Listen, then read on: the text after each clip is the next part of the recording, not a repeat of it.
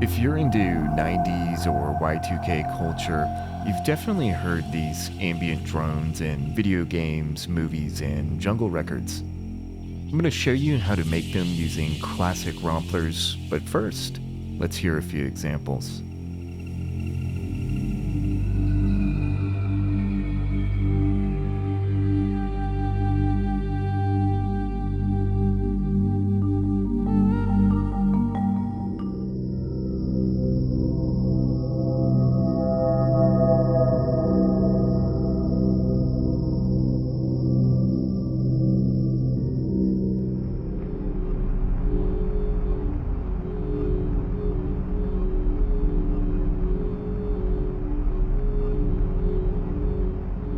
The trick here is to use a old sample-based synthesizer like the Korg Triton.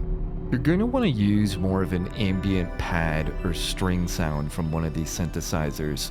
And if you play something like a chord or high up on the keyboard, it may be hard to imagine this sounding like a drone, but the trick here is when we play lower and lower on the keyboard, we start to get this very gritty, grungy, drony type sound, and that is the character of these drones.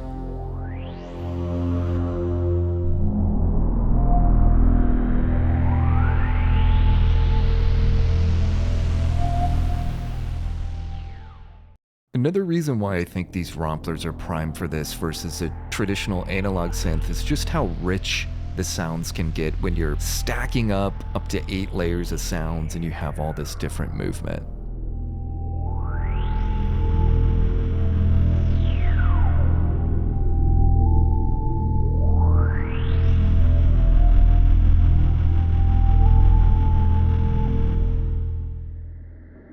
In true 90s technique fashion, we can then bounce this sound down to audio and throw it into a sampler, and ultimately that's going to allow us to easily loop up that sample and play it at different pitches, which is really going to help enhance that dark, gritty feel. I have a bunch of videos about using samplers and, why the 90s and Y2K eras just sound so distinctively unique, and a lot of that comes through these sampler workflows. So we can come in, create a seamless loop like this, and we could essentially hold out a single note drone for our entire song if we wanted to.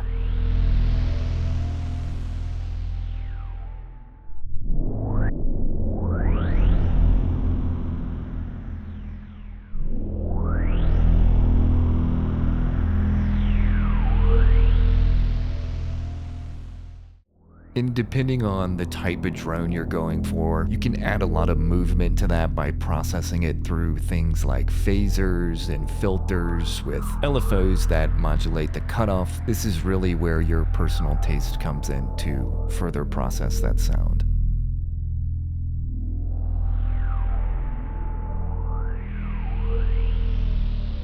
Now I want to show you guys a few more examples of running through different presets and really illustrate how you can take nearly any sound in a rompler and just play it lower on your keyboard with a single note to get that droning effect. So this really is a process of experimenting. If you want to create your own presets to do this on, you can obviously do that. And I also have a ton of videos on how to create ambient pads like this in synths like the Korg Triton. So if you want to go deep, go check those out.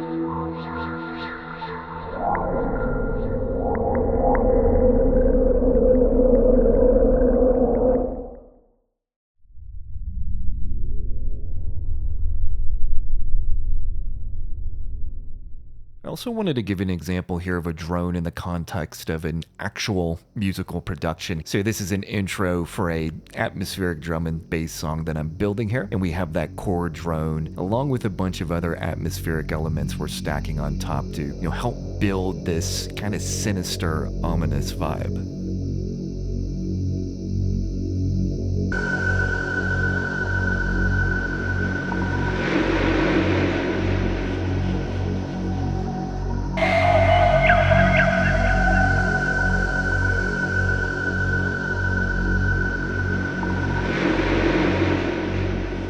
Now, another interesting trick we can do here is take that drone layer and then combine a higher pitched layer on top of that. So some type of ambient field recording. And then we can bounce both of those to a single audio file and then chuck that into a sampler. And we can play the two combined sounds together on one note. And then you get all those benefits of a sample playing back in a sampler at different pitches.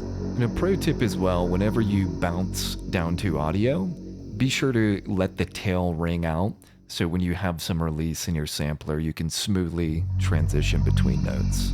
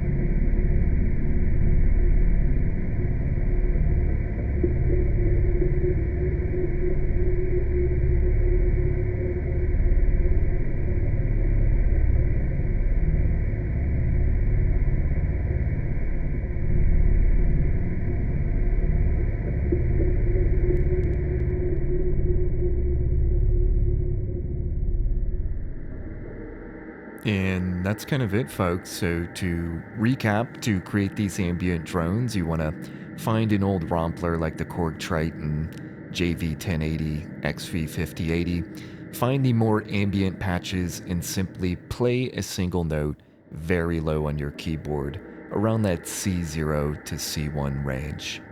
If you want to learn how to actually make these ambient patches and pad sounds, check out some of my videos linked in the comments. Or if you just want some presets for things like the Korg Triton, I have a bunch of sample packs that I actually showed off in this video in the example section. Hope you guys found this video useful. Have a good one.